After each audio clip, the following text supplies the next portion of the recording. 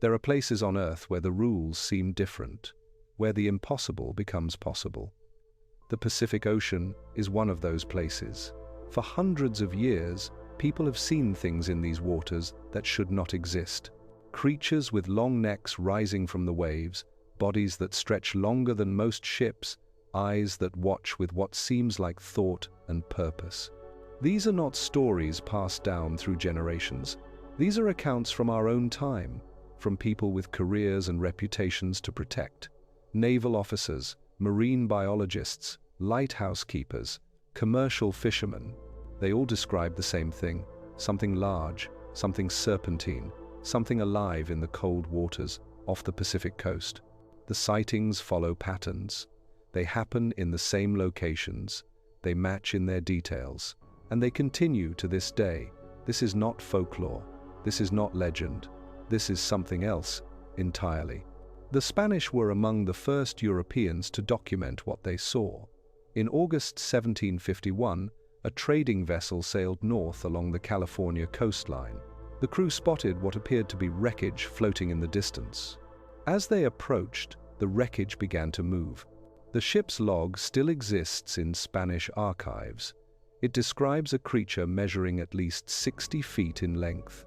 Dark scales covered its body. The head resembled that of a horse or camel. The beast lifted its neck high above the water. It observed the ship for several minutes. Then it slipped beneath the surface without making a sound. When the crew reached San Diego, they reported what they had witnessed. Officials dismissed their account. They suggested the men had seen a whale, perhaps a mass of floating kelp, nothing more. But the crew insisted.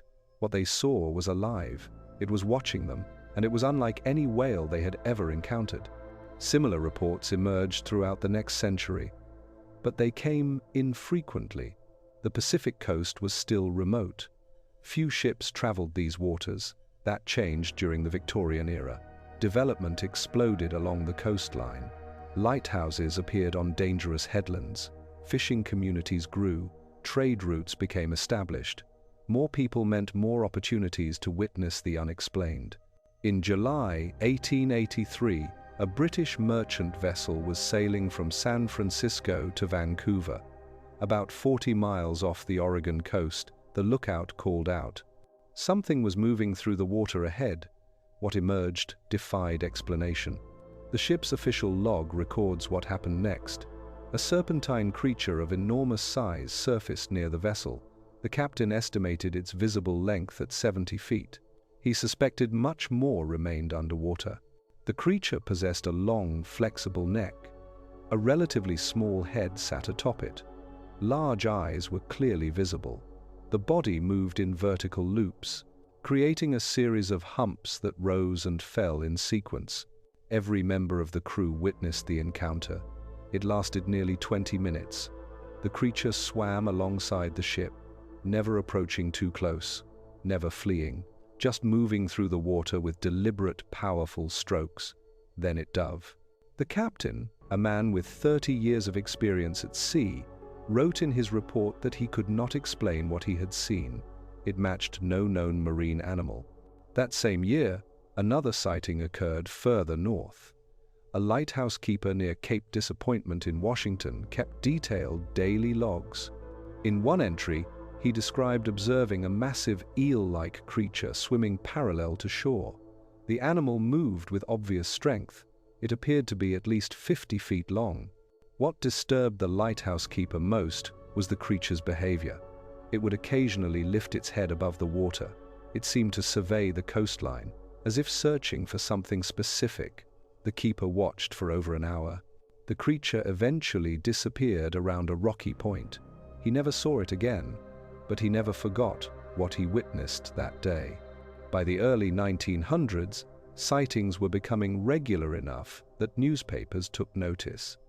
The San Francisco Chronicle published multiple accounts between 1901 and 1915. Each described variations of the same basic form: long neck, serpentine body, vertical undulation, sometimes moving at remarkable speeds through the water. The witnesses came from all backgrounds. Ferry captains saw it. Sport fishermen saw it. Passengers on coastal steamers saw it. Families picnicking on beaches saw it. None could adequately explain what they had encountered. One of the most detailed accounts from this period came from Monterey Bay. In September 1914, a fishing crew was hauling in their nets. They noticed something disturbing their catch from below. One of the fishermen, Douglas Firth, later provided a sworn statement to authorities. Firth described a creature rising partially from the water, less than 30 yards from their boat, at least 40 feet in length. Smooth, dark skin with faint horizontal striping along its flanks. A slender, flexible neck topped by a head that resembled a seal, but larger, with more prominent eyes. The creature watched the boat for approximately 2 to 3 minutes. Then it sank slowly beneath the surface. The fishermen immediately pulled in their nets and returned to port. Firth had worked these waters for over 20 years. He stated clearly that he had never encountered anything similar. He had no explanation for what he saw, but he was certain it was real. What made Firth's account particularly compelling was what happened afterward. He returned to the same fishing grounds 3 days later. This time, with a camera borrowed from a local photographer, he spent 6 hours waiting, watching the water. The creature did not appear, but something else did. Other fishermen began approaching his boat. They wanted to know if he had seen it again. The thing with the long neck, the humped back. It turned out Firth was not alone in his experience. At least 4 other crews had encountered something similar in those same waters over the past month. None had reported it. They feared ridicule. But Firth's willingness to make an official statement gave them courage to speak up. A local newspaper reporter heard about the multiple sightings. He interviewed each crew separately. Their descriptions matched in remarkable detail. Long serpentine body, small head on extended neck, smooth, dark skin, vertical movement through the water. The reporter published a detailed article in the Monterey Herald. It caused quite a stir. Marine biologists from Stanford University took interest. They sent a research team to interview the fishermen and examine the waters. The scientists found nothing definitive, but they noted that Monterey Bay sits at the edge of one of the deepest underwater canyons on the Pacific coast. The canyon drops to over 10,000 feet, creating a highway between shallow coastal waters and the deep ocean. If something large lived in the depths, this would be an ideal route to the surface. The 1930s brought an increase in sightings around British Columbia and Vancouver Island. Local indigenous communities had spoken of such creatures for generations. The Coast Salish peoples called it Hietlik. Roughly translated, this means the one who lives in the deep. Tribal elders described it as a powerful serpent spirit inhabiting the ocean. It occasionally revealed itself to humans. For years, European settlers had dismissed these accounts as mythology. But when multiple non-indigenous witnesses began reporting nearly identical creatures in the same waters, some researchers reconsidered their skepticism. In June 1932, a steamship was crossing the Strait of Juan de Fuca. The vessel traveled from Seattle to Victoria. Passengers on the starboard side suddenly began shouting, pointing. A creature of immense proportions was keeping pace with the ship. The captain reduced speed. He observed the animal through binoculars. He later described it in his official report, serpentine in form, at least 60 feet in length compared to his own vessel. A head and neck rising approximately 6 feet above the waterline. The body created at least 5 distinct humps. They moved in sequence as the creature swam. More than 50 passengers witnessed this encounter. It lasted approximately 15 minutes. Several attempted to photograph the creature, but camera technology in 1932 was limited. The distance made matters worse. The resulting images were unclear. They proved nothing definitive, but they showed something large in the water, something that did not match known whale or shark profiles. World War II temporarily reduced civilian sightings, but military personnel stationed along the Pacific coast continued to report unusual encounters. Naval stations in Washington and California filed multiple reports of unidentified large marine animals observed by patrol crews. Many of these reports were classified at the time. The military had more pressing concerns than investigating sea monsters. However, the consistency of descriptions across separate reports suggests personnel were encountering something genuine, even if they could not identify it. The years following the war saw renewed interest in unexplained phenomena.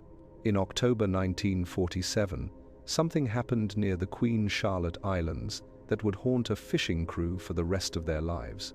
The commercial vessel Mariner's Pride was returning to port after a successful day of salmon fishing. The weather was calm, the sea nearly flat. One deckhand, Robert Wilcox, was coiling rope on the aft deck when he noticed a disturbance approximately 100 yards behind the boat. What emerged from the water defied his understanding of marine life. The creature rose slowly, almost deliberately. Its neck extended upward in a graceful curve, reaching a height Wilcox estimated at 12 to 15 feet above the surface. The head was proportionally small, almost delicate. Large eyes were positioned on either side. The skin appeared smooth and dark, nearly black in color.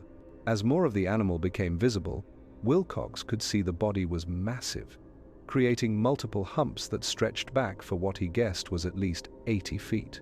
The creature did not appear aggressive. It simply watched the boat. Wilcox later described its behavior as curious, almost intelligent. He called out to the other crew members. Within moments, all 6 men were watching. The captain grabbed his camera and managed to take 3 photographs before the creature slowly sank beneath the surface. The images, though grainy and taken from distance, clearly show something large and serpentine in the water behind their vessel. Those photographs attracted attention from researchers at the University of British Columbia. A marine biologist named Dr. Patricia Brennan examined the images. She interviewed the crew members separately. Her conclusion was cautious but intriguing. She stated that the creature in the photographs did not match any known species of whale, shark, or large fish. The vertical undulation pattern described by the crew was inconsistent with marine mammals. Whales and dolphins move their tails horizontally. The proportions of head to neck to body were unlike anything in her experience. Dr. Brennan stopped short of declaring the creature a new species, but she acknowledged that the evidence warranted further investigation.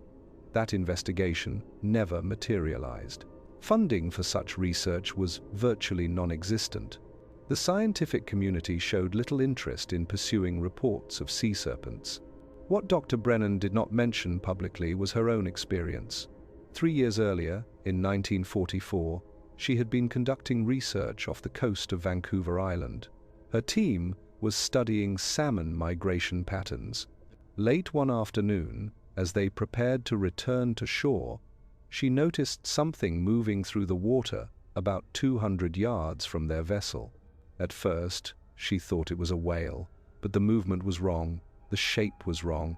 She grabbed her binoculars and watched as a long neck rose from the water, followed by a series of humps. The creature was enormous, easily matching the descriptions she would later hear from the Mariner's Pride crew. Dr. Brennan watched for approximately 5 minutes before the creature submerged. She told no one on her team what she had seen.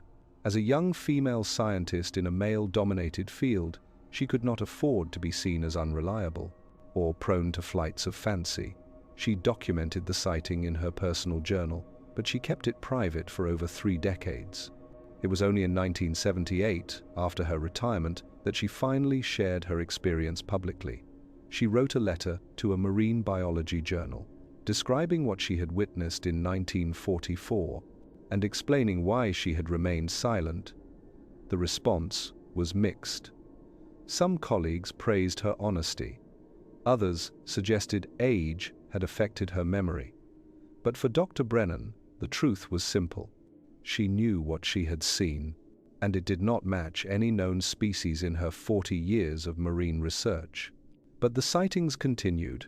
Throughout the 1950s and 1960s, encounters occurred with remarkable consistency. A family vacationing near Cape Flattery in August 1954 watched a long-necked creature swim past their beach. Its humped back remained visible for over a minute before it disappeared into deeper water. The family consisted of Thomas and Margaret Hayes and their 3 children. They had rented a cabin on the beach for 2 weeks. On their 4th day, while the children played in the shallow water, Thomas noticed something moving offshore, about 70 yards out. He called to Margaret and pointed. What they saw made them gather the children immediately. The creature was massive. Its neck rose at least 8 feet above the waterline. The head swiveled back and forth, as if observing the coastline.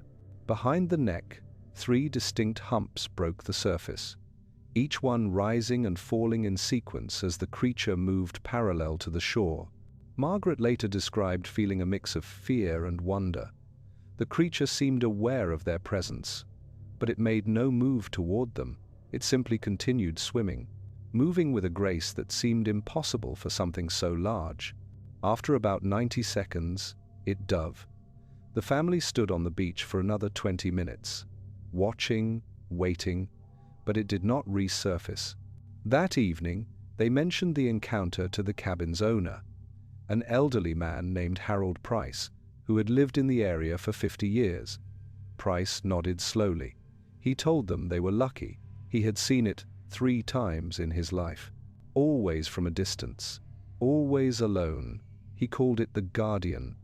Local native tribes had spoken of it for generations, a creature that watched over these waters. Most people who saw it, Price said, never reported it. They feared being labeled as crazy. The Hayes family did report their sighting to the local Coast Guard station. The officer who took their statement was polite but dismissive. He suggested they had seen a gray whale, perhaps a group of sea lions swimming in formation. Thomas Hayes disagreed. He had seen plenty of whales during his years in the Navy.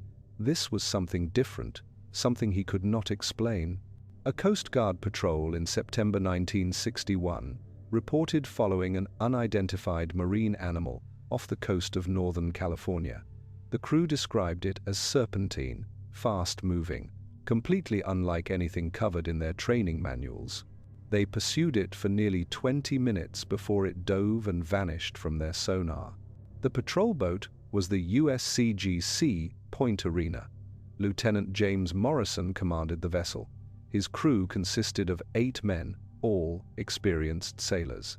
They were conducting a routine patrol about 15 miles offshore when the sonar operator called out a contact. Something large was moving through the water, about 300 yards ahead, moving at approximately 15 knots. Morrison ordered the helmsman to intercept. As they closed the distance, the object surfaced briefly. What they saw made every man on the bridge stop and stare. A dark shape, long and narrow, with a visible head and neck extending above the water. The body created what Morrison later described as at least 6 distinct humps, each one rhythmically rising and falling as the creature swam. It was enormous. Morrison estimated its length at 60 to 70 feet, based on comparison with his own vessel. The creature dove before they could get closer, but it reappeared moments later, this time about 400 yards away, moving at increased speed. Morrison made a decision. He ordered his crew to pursue. For the next 18 minutes they followed the creature. It would surface briefly, then dive, each time appearing further away. The sonar operator reported that the contact moved in a way that did not match known marine mammals. The vertical undulation pattern, the speed changes, the apparent awareness of being followed.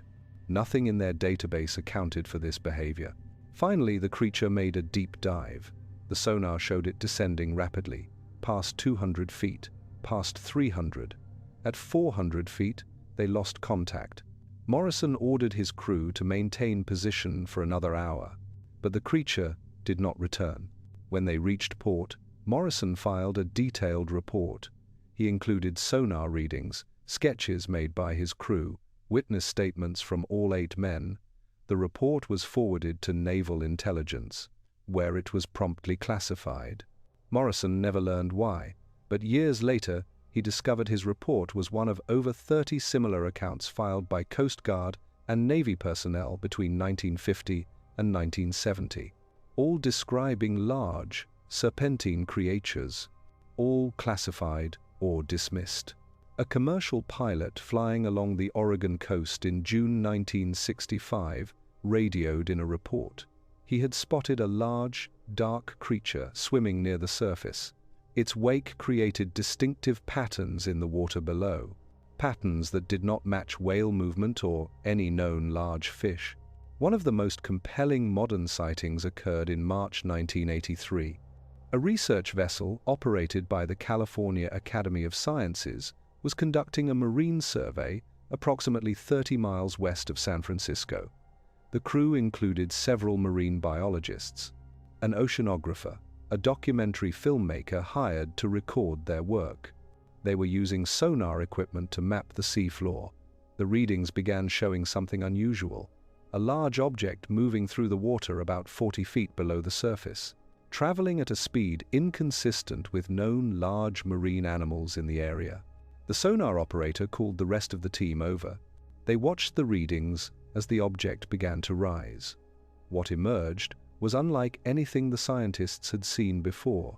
The creature was massive, easily over 70 feet in length based on their professional estimates. Its body moved in vertical undulations, creating a series of humps along its back. The neck was long and flexible, approximately 15 feet from shoulder to head. The head itself was relatively small and streamlined, with visible eyes and what appeared to be nostrils positioned near the top. The skin was smooth and dark, with a slight sheen that reflected the sunlight. The creature surfaced approximately 50 yards from the vessel. It remained visible for nearly 12 minutes. During this time, the filmmaker captured over 6 minutes of footage on 16mm film. The biologists took detailed notes, sketching the animal's proportions and behavior. They observed that it appeared to be breathing air. This suggested it was not a fish. The movement pattern was serpentine but with vertical rather than horizontal undulation, ruling out known marine mammals. When the creature finally submerged, it did so without the typical blow or splash associated with whales. It simply sank smoothly beneath the surface, disappearing from sonar readings within seconds. The team immediately began reviewing their data and footage. What they had captured was extraordinary, but also frustrating. The film clearly showed a large serpentine animal, but the resolution and distance made definitive identification impossible. The scientific community's response was predictably skeptical. Without a specimen or clear identification, most researchers dismissed the footage. They suggested it showed a misidentified whale, or perhaps an elaborate hoax. This despite the credentials of everyone involved. That footage remains one of the most analyzed pieces of evidence for large, unidentified marine animals along the Pacific coast. Various experts have studied the film over the decades. Their interpretations range from an unknown species of whale to an oversized oarfish swimming near the surface. None of these explanations fully account for the creature's proportions, movement pattern, and behavior as observed by trained scientists. The 1990s brought advances in technology that many hoped would provide definitive proof. Underwater cameras, improved sonar systems, satellite tracking, new tools for documenting marine life. Yet, despite these innovations, sea serpent sightings continued to be reported by credible witnesses who could not explain what they had seen. In August 1994, a whale-watching tour off Vancouver Island encountered something that left passengers and crew shaken. The boat was following a pod of orcas when one passenger noticed something large moving beneath the surface. About 200 yards away, the captain redirected the boat to investigate. They found a creature approximately 60 feet in length, swimming slowly near the surface. It had the characteristic serpentine form reported in earlier sightings. Multiple humps visible along its back. The head and neck rose briefly above the water, allowing those on board to observe it for approximately 30 seconds before it dove. More than 20 passengers witnessed the encounter. Several managed to capture video footage on their personal cameras. The clips, though brief and taken from various angles, all show the same basic form: a large, dark, serpentine animal. Unlike any known whale or shark species, the captain had 15 years of experience leading whale-watching expeditions. He later stated he had never seen anything like it. He had observed virtually every species of whale that frequents Pacific Northwest waters. Along with dolphins, porpoises, and large sharks, this creature matched none of them. The captain's name was Daniel Foster. He operated the vessel Pacific Explorer. His business relied on his reputation for knowledge and reliability. After the encounter, he faced a difficult choice: report what happened and risk damaging that reputation, or remain silent and deny his passengers their story. Foster chose to report it. He filed a detailed account with the Canadian Coast Guard. He provided copies of the passenger videos. He made himself available for interviews. The response was mixed. Local media covered the story. Marine biologists expressed interest, but several competing tour operators suggested Foster had staged the encounter, a publicity stunt to attract more customers. Foster found this accusation particularly painful. He had spent 15 years building his business on honesty. He knew what he and his passengers had seen. It was real, and it deserved to be taken seriously. But the skepticism wore him down. After a few months, he stopped discussing the encounter publicly. He continued operating his tours, but he kept his observations to himself. What Foster did not know was that other boat operators in the area had similar experiences. They too had seen things they could not explain, but they remained silent, fearing ridicule, fearing damage to their businesses. It was only years later, at a marine tourism conference, that several operators began sharing their stories privately. They discovered they had all seen similar creatures, all in the same general area, all keeping their experiences quiet for the same reasons. Perhaps the most unsettling aspect of these sightings is their geographic consistency.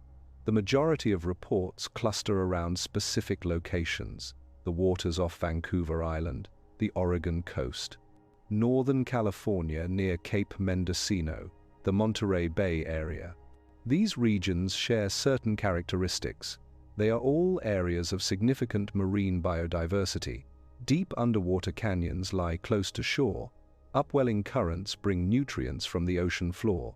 They are also regions where the continental shelf drops away dramatically, providing access to deep water habitats.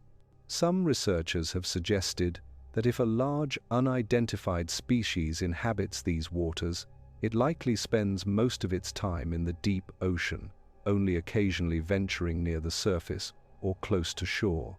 This would explain the sporadic nature of sightings and the difficulty in obtaining clear documentation. Deep ocean environments remain among the least explored habitats on Earth. New species are discovered regularly, some reach substantial sizes. In 2016, researchers identified a new species of beaked whale in the Pacific. In 2019, a deep-sea expedition discovered several previously unknown species of squid and jellyfish off the California coast. The possibility that something large and elusive might remain undiscovered is not as far-fetched as it might seem. Consider the coelacanth. Scientists believed this fish went extinct millions of years ago. Fossil records seemed clear. Detailed studies confirmed it. Then in 1938, a fisherman caught one off the coast of South Africa. The species we thought was extinct had been living in deep waters all along. Or consider the giant squid. Sailors told stories about them for centuries. Massive squid with eyes the size of dinner plates, arms that could tear ships apart. Scientists dismissed these stories as exaggerations, misidentified whales, drunken fantasies. Then we found them. Giant squid are real. They live in deep waters. They grow to enormous sizes. The sailors were right all along.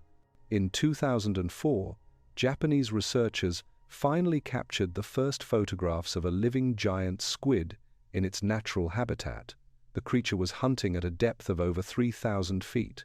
Its tentacles measured over 25 feet in length.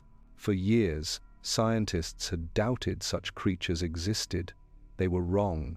The ocean had been hiding these massive animals all along. More recently, In 2012, a team filming in the Pacific captured the first video footage of a giant squid in deep water. The creature was enormous. Its body alone measured over 10 feet.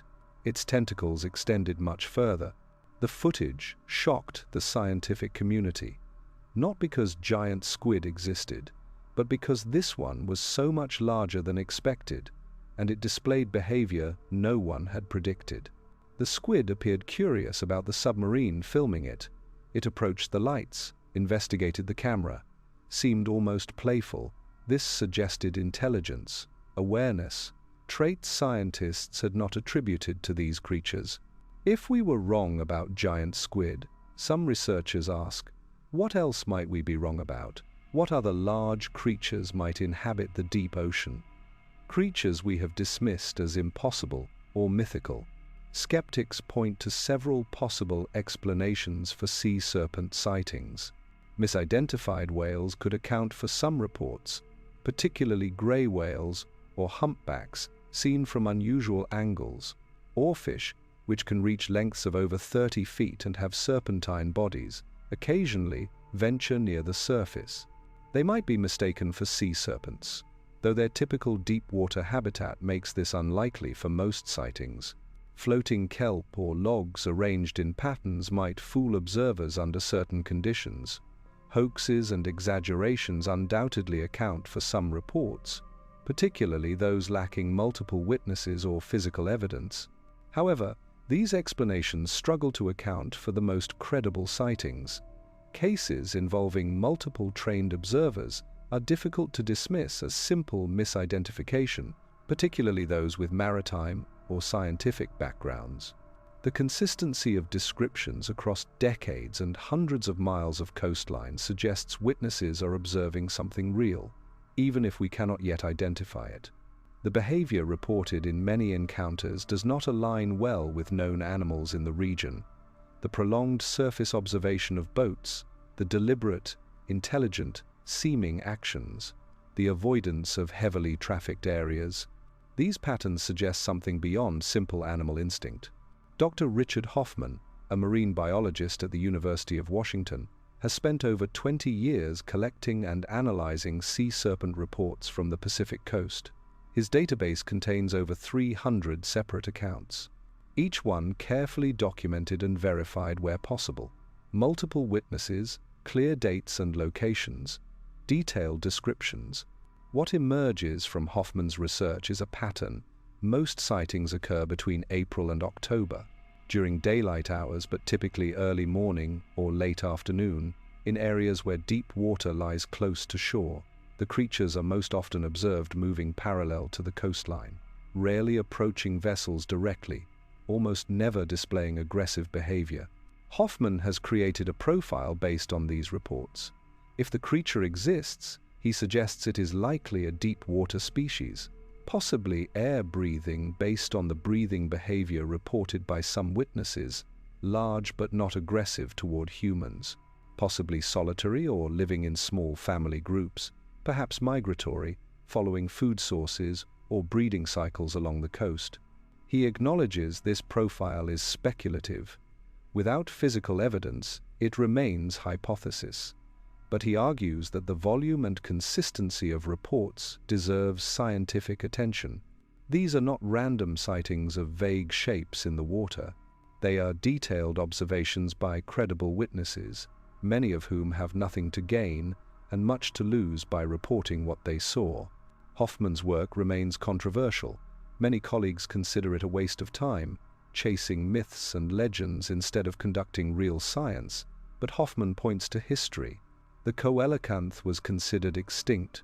The giant squid was considered mythical. The megamouth shark was unknown until 1976. New large marine species continue to be discovered. Why not one more?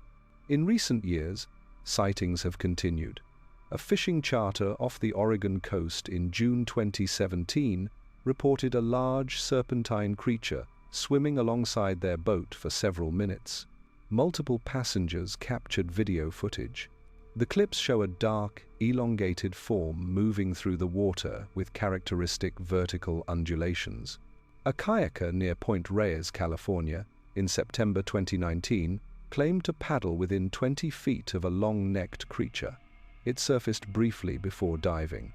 A tugboat crew working near the entrance to Puget Sound in March 2021 reported an unidentified large marine animal. It paced their vessel for over 10 minutes, its humped back clearly visible above the waterline. Each new report adds to a collection of evidence spanning centuries. Individually, these accounts might be dismissed. Collectively, they present a compelling case for something unusual inhabiting the waters of the Pacific coast. The 2017 Oregon sighting involved a charter boat called the Coastal Runner. Captain Sarah Webb was leading a group of 8 tourists on a fishing expedition. They were approximately 8 miles offshore. The weather was clear, visibility excellent. One of the passengers, a woman named Jennifer Martinez, was the first to notice something in the water. She called out to the others, pointing to a dark shape moving parallel to their boat, about 50 yards away. At first, Captain Webb thought it was a whale, but as she watched, she realized the movement was wrong. The shape was wrong. She grabbed her binoculars. What she saw made her call everyone to the starboard side. The creature was enormous. Its body created at least 5 distinct humps, moving in perfect rhythm. A long neck extended from the front, topped by a relatively small head. The skin appeared smooth, dark gray or black, almost glossy in the sunlight. For approximately 4 minutes, the creature kept pace with their boat, never approaching closer, never falling behind, just swimming alongside them. Several passengers recorded video on their phones. Martinez managed to capture nearly 2 minutes of footage before the creature suddenly dove. Captain Webb had 20 years of experience on these waters. She had seen countless whales, dolphins, sea lions, large sharks. This matched none of them. When they returned to port, she was uncertain whether to report what happened. But the passengers were already posting their videos online.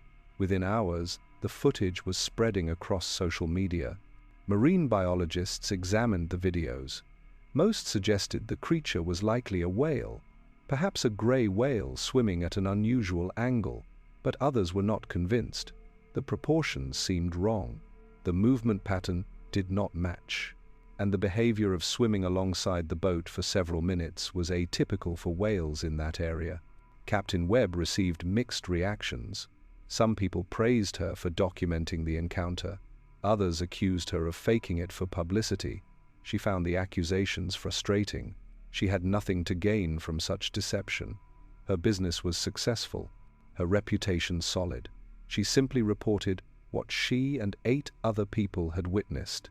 Nothing more, nothing less. Indigenous perspectives offer another dimension to this mystery. Coast Salish, Haida, and other Pacific Northwest tribes have oral traditions describing powerful sea beings. These traditions predate European contact by thousands of years.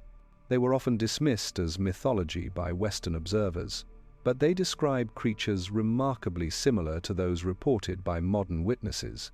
Elders speak of beings that inhabit deep waters, rarely showing themselves, but possessing great power and intelligence. Some traditions describe these creatures as spiritual entities. Others speak of them as physical animals worthy of respect and fear.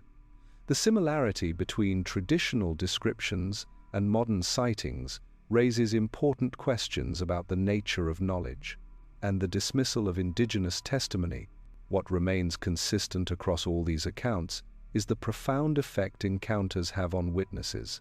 Fishermen who have spent their entire lives on the water describe feeling unsettled by what they saw. Scientists trained in marine biology admit to being unable to classify what they observed.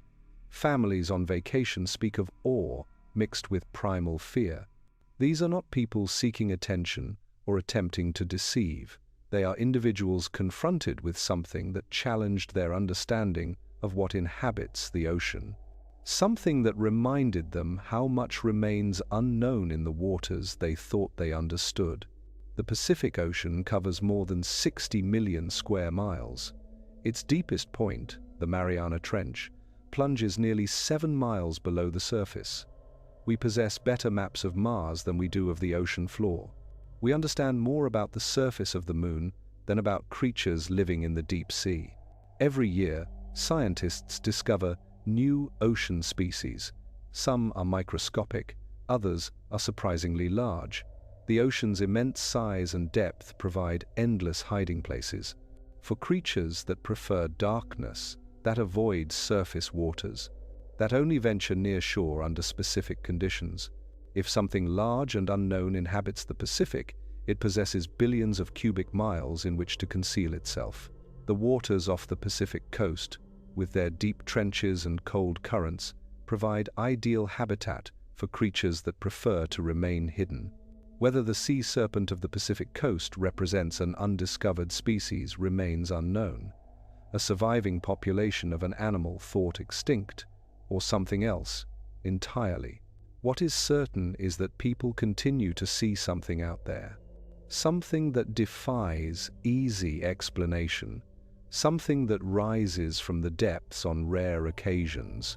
The reports will likely continue, adding to centuries of accumulated testimony, and perhaps one day someone will capture evidence clear enough to finally answer the question that has haunted the Pacific coast for generations. Until then, the sea keeps its secrets, and those who venture onto its surface know they might catch a glimpse of something impossible swimming in the dark water below. If you have thoughts on what these witnesses might have encountered, share them in the comments below.